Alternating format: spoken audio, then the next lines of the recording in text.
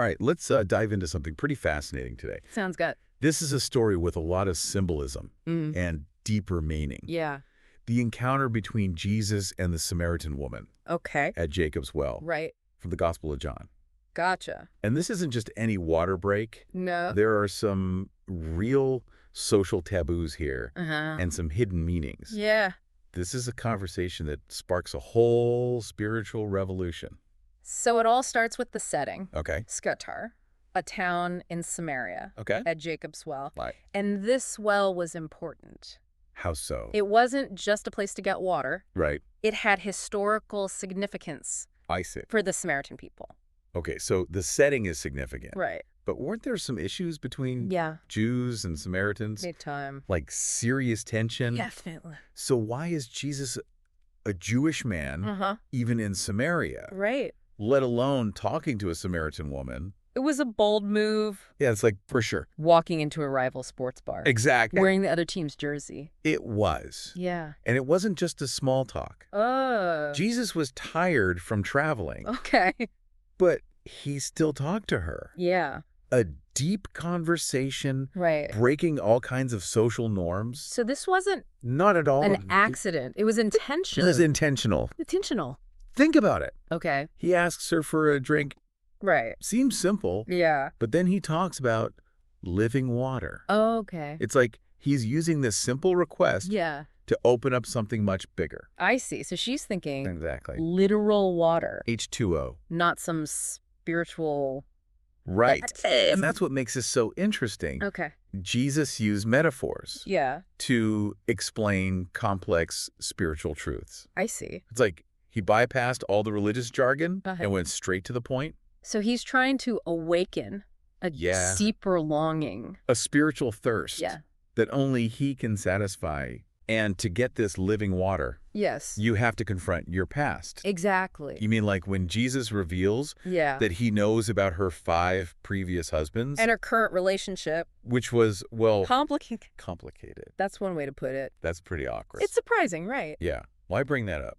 But he doesn't judge her. Oh. He uses this knowledge to create honesty, Oh. vulnerability. So he's saying, I see you. Yeah. I know you. I know your story. And I still offer you this gift. It wasn't condemnation. It was about transformation. Okay, so he's creating a connection. Exactly. And now she's ready to talk about bigger questions.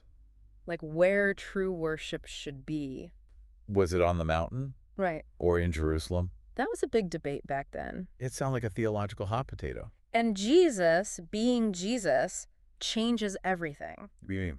He tells her, "Woman, believe me, the hour is coming when neither on this mountain nor in Jerusalem will you worship the Father." So it's not about the location. No. Then what is it about? He says true worship has to be in spirit and truth. And why is that important? Well, back then, worship was all about rituals, Right. sacrifices, going to the right place Yeah. at the right time. Okay. But Jesus changes that So he's moving away from the Yeah. external, to the inter. from empty rituals, Yeah. to a genuine connection with God. It's still relevant today. I mean, like going through the motions? Yes. Are you just going through the motion Or are you really connecting with God? in a real way? Wow, that's a lot to think about. It is. So much to unpack already. Yeah. But this conversation isn't over.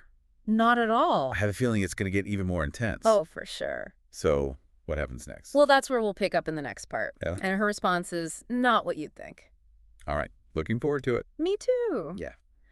So we were talking about how Jesus brought the woman's past into the light. Right, and then she brings up the Messiah. Yeah, it's almost like she's testing him. Like she's saying, I know the Messiah is coming. And when he does, He'll explain everything. right. She's looking for truth. Yeah, deep It's down. understanding. And what's amazing Yeah. is how Jesus responds. What does he say? One of the most profound statements ever. Okay. He just says, "I who speak to you am he." Wow. Straight up reveals who he is. Yeah. I mean, we've talked about how Jesus uses metaphors. Right, the parables. But here, He's so direct. it's powerful. Why would he do that? I think it shows the connection they had. You mean like, He saw something in her yeah, openness to the truth, and Yeah. he trusted her. with this huge revelation. So how does she react? It's amazing. What does she do? She doesn't question him. No, She leaves her water jar she just walks away and runs back to town. to tell everyone. She met the Messiah. Wait, she leaves her water jar? It's symbolic. What do you mean? That jar, Yeah. it represents her old life? The search for fulfillment. In the wrong places. Okay, so she's leaving that behind. It's a statement I found something better. that truly satisfies. So it's not just intellectual belief. It's more than that. It's about a changed life, Priorities, values, the whole way of being? and she can't keep quiet. Nope. She has to share it. And it works. Really. The text says that many of the Samaritans from her town believed in Jesus Just because of her. because of her words. That's incredible. Personal experience, it Yeah. can be so powerful. Like people don't care how much you know Right. until they know how much you care. Jesus cared for her. And that opened her heart And then she cared enough to share, with everyone else, like a ripple effect. spreading outward. Yeah. So much happened it that way. There's more while they're talking. The disciples come back. From now, They went to buy food. and they see Jesus, Talking to this woman, a Samaritan. breaking all the rules. Can you imagine their faces? Oh, yeah. What are they thinking? They don't say anything. You can sense the disapproval. But Jesus knows his mission. He ignores them. What does he say? I have food to eat that you don't know about. Now they're probably thinking A about hidden picnic basket. Right. But he means something else. He's talking about doing God's will. That's his food. He says, my food is to do the will of him who sent me and to accomplish his work. Wow. He's committed to his mission, Even when it's hard. even when it's unexpected. So true satisfaction, Doesn't come from earthly pleasures. but from a higher purpose. And then he uses this amazing analogy Okay. about the harvest. Tell me about that. He points to the fields and says, look, I tell you, lift up your eyes and see that the fields are white for harvest. He's not talking about wheat. No, the spiritual harvest. People ready to hear the message. It's not just preaching to crowds. But those one-on-one conversations, like with the woman, They can change everything. he wants his disciples to see the world differently. The opportunities all around us. Yeah, This story's amazing. it is. They've got the woman, the living water. the harvest, It all builds on each other. truths about faith and purpose. And God's love. But there's one more part. You're right. Something about a healing, It seems separate at first. but it connects to everything else. Jesus leaves Seir, goes to Cana in Galilee, Okay. and there's this royal official. Okay. His son is really sick. And he hears about Jesus. He begs Jesus to heal his son. Every parent's worst nightmare. Yeah, he's desperate. And Jesus says, Unless you see signs and wonders, you will not believe. that sounds harsh. Yeah, but I think Jesus is going deeper. Deeper You faith. is about What? Trusting God. even when we don't understand. Exactly. The official is desperate. He says, Sir, come down before my child dies.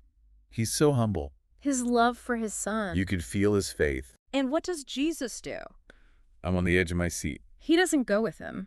Yeah. He just says, go, your son will live. And the official believes him Completely. and goes home. And as he's traveling, Yeah. he gets word from his servants. His son is better. He's recovering. Wow. And when did the fever break? The exact moment Jesus spoke the words. That's incredible. It shows Jesus' power. To heal anyone. Anywhere. But how does this story... It's like the woman at the well.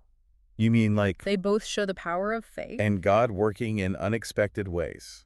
The woman met Jesus randomly, And the official sought him out. but they were both willing to believe. That's the key. It led them to experience God's grace. So whether it's a random encounter, Or a desperate plea. faith is what matters. It's about opening our hearts, To something bigger than ourselves. even when we don't get it. This has been an amazing journey. It has. So much meaning in this story. Social taboos. Hidden meanings. We've seen faith in action. I feel like there's still more to unpack. Oh, yeah. What should we focus on? That's what we'll talk about next. Okay. Okay, we'll see how this story applies to us. Our own search for meaning. And purpose. These two stories we've been talking about. Yeah. The woman at the well Right? and the official's son.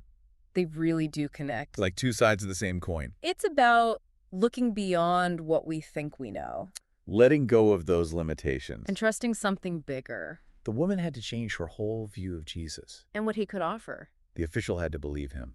even when it didn't make sense. They both took a leap of faith Into the unknown. to find God's grace. But their faith wasn't just sitting around thinking. It was about action.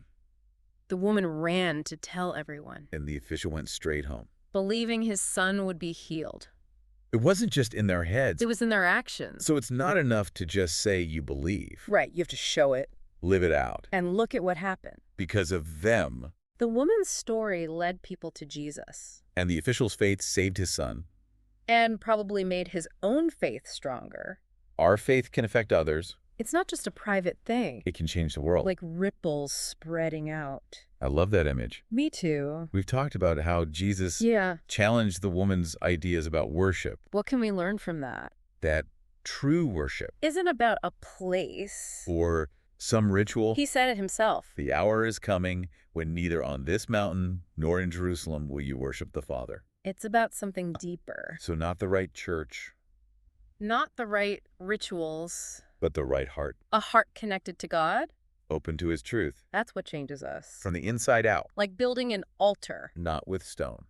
but with our hearts. It's easy to get caught up in the externals, In this busy world. but we need to go deeper. Find that inner space. How we connect with God, Find the wells in our lives. the places where we search for meaning. Are we looking in the right places? Are we settling for less?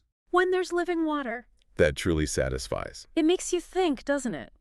It really does. So how do we live this out? How do we find that in spirit and truth worship? How do we drink from that well? It's not about adding more to our to-do list. Right? It's about finding those quiet moments. Being still. Listening. God's voice. Maybe during a walk.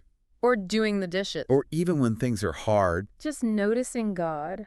in every part of our lives. Paying attention. Being present. Noticing those little nudges. Those whispers of grace. They're always there. If we're listening, This relationship with God, it's a journey. not a destination. Sometimes we're close. Sometimes we're far. Sometimes we're strong. Sometimes we doubt. But God's always there. Offering us his living water. His grace and love. Ready for us to receive it. What a journey this has been. I know, right? So much depth in this story. The history, symbols, Truths that are just as important today.